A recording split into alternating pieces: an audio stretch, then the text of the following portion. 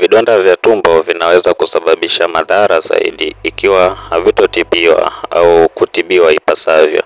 Sasa leo tumekuandalia madhara ambayo huwa yanajitokeza pindi vidonda vya tumbo havitotibiwa kwa wakati.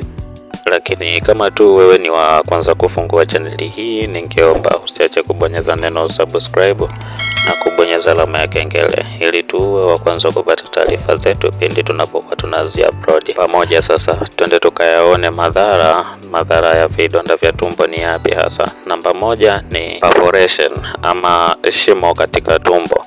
Ikiwa vidonda vya tumbo vitachafuka na kuunda shimo, hii inaweza kusababisha maambukizi makali ya ndani ya tumbo ambayo kitaalamu tunaita peritonitis, ambayo ni hali ya hatari sana inayohitaji matibabu ya dharura. Namba mbili, hii ni uvimbe wa tumbo. Katika baadhi ya hali vidonda vya tumbo vinaweza kusababisha uvimbe wa tumbo ambao unaweza kudhuru sehemu za tumbo na kusababisha matatizo ya mmeng'enyo wa chakula. Namba tatu ni pamoja na kupungukiwa kwa damu. Vidonda vya tumbo vina uwezo mkubwa sana wa kusababisha kutokwa na damu, kama vile kutoka kwenye vidonda vya kuta ya tumbo vinaweza kusababisha upungufu wa damu ama anemia. Hali hii inaweza kuleta uchovu, kizunguzungu, pia hata kupungukiwa kwa nguvu mwilini. Namba nne ni pamoja na kuziba kwa tumbo. Vidonda vya tumbo vinaweza kusababisha kuziba kwa sehemu ya tumbo au tumbo mdogo. Hii inamaanisha kuwa chakula kinaweza kuwa kigumu kusafiri kupita utumbo, na hivyo huweza kusababisha maumivu makali ambayo inaweza ikapelekea mtu kuweza kutapika na hata pia kushindwa kupata choo. Namba tano ni maumivu ya kudumu. Katika baadhi ya watu vidonda vya tumbo vinaweza kuendelea kusababisha maumivu ya tumbo hata baadhi ya kutibiwa, na hivyo huweza kuathiri maisha ya kila siku na ubora wa maisha. Kabla hatujaenda kuyaona madhara mengine ya vidonda vya tumbo, ningependa kuweza kukumbusha tu kwamba kama wewe ni wa kwanza kufungua chaneli hii, tunaomba usisahau kubonyeza neno subscribe na kubonyeza alama ya kengele ili tuwe wa kwanza kupata taarifa zetu pindi pale tu tunapokuwa tunazi-upload. Sasa twende tukayaone madhara mengine ya mwisho ya vidonda vya tumbo ni yapi hasa. Madhara namba sita ni matatizo ya mfumo wa kinga ya mwili. Vidonda vya tumbo vinasababishwa na Helicobacter pylori ama bakteria.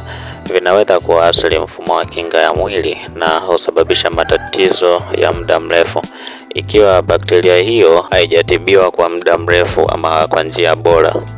Hivyo matibabu ya vidonda vya tumbo ni muhimu sana ili kuepuka madhara haya na kuhakikisha afya ya tumbo inabaki kuwa nzuri. Lakini wapo watu wengi ambao wamekuwa wakitafuta njia ambayo ina uwezo wa kuwasaidia kuweza kutibu vidonda vya tumbo, na wamekuwa wakizunguka huko na kule, lakini bado imekuwa ni ngumu sana wao kuweza kupata njia iliyo sahihi ya kuweza kutibu matatizo hayo. Mimi ningependa kuweza kuwakumbusha tu kwamba tunazo dawa ambazo zinaweza zikakusaidia kwa ufanisi mkubwa sana katika kutibu tatizo hili la vidonda vya tumbo. Uzuri ni kwamba hata kama uko wapi mikoani, dawa hii ina uwezo wa kukufikia popote pale ulipo. Tunafanya delivery kwa gharama nafuu sana. Pia dawa zetu zinapatikana kwa gharama nafuu ambayo kila Mtanzania ana uwezo wa kuzimudu. Pia faida pia kwa watu ambao wapo Mafia, dawa hizi wanaweza kuzipata. Kitu tu cha msingi cha kukifanya ni wao kunitafuta katika namba ambayo inapita katika skrini yako ili tuweze kukaa pamoja meza moja, tuweze kuzungumza kuhusu swala la vidonda vya tumbo na tiba yake na juu ya dawa hizo na gharama zake. Pia niendelee kuwashukuru wale wote ambao wamekuwa mstari wa mbele katika kufuatilia video zetu mpya pindi ambapo tumekuwa tukizi-upload. Sina kitu kingine cha ziada. Cha msingi ninaendelea kuwashukuru tu, niseme na shukuruni sana, asanteni.